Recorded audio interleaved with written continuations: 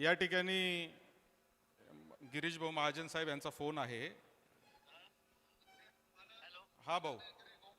बोला बोला बोला ते सांगा ना काय म्हणणं तुमचं. भाऊ याच्यात असं म्हणणं आहे की कमिटी नेमली तिथपर्यंत ठीक आहे, तुमचं म्हणणं आहे की कमिटी नेमलेली आहे. आमचं म्हणणं आहे तीनच मागण्या प्रमुख आहे का ज्या कमिटीला 60 दिवसाची मुदत दिलेली आहे त्याला कोणत्याही परिस्थितीत मुदतवाढ न देता त्याला कोणत्याही परिस्थितीमध्ये तो निकाल जो आहे त्या कमिटीचा तो 60 दिवसात लागला पाहिजे. आणि दुसरी गोष्ट कमिटीने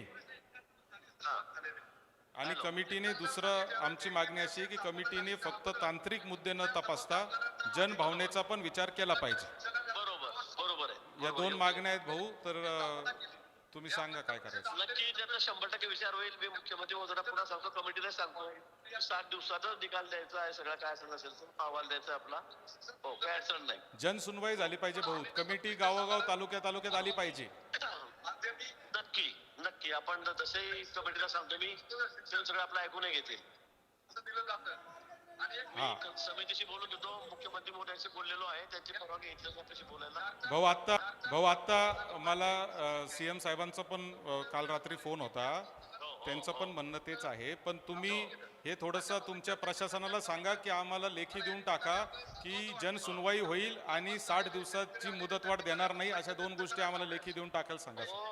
लेखीच्या शब्द मी तुम्हाला लेखी देऊन टाकतो, पण तुम्ही संपवा, काय अडचण नाही. माझा शब्द मी तुम्हाला लेखी देतो. ठीक. आता किती दिवस झाले आपली तारीख करी आपण ठीक. आपली काय तारीख होती ती आपण कधी झाली समिती मला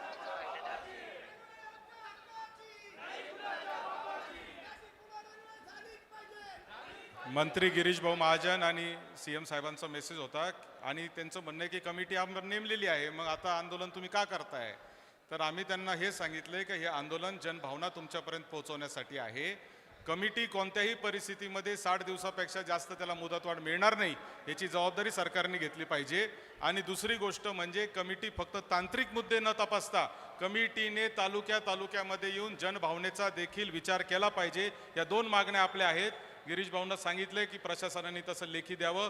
दुसरा मुद्दा, जागतिक आज आदिवासी दिन आहे. आदिवासी बांधवांचं देखील फार मोठं योगदान हे आपल्या सगळ्या भागाच्या विकास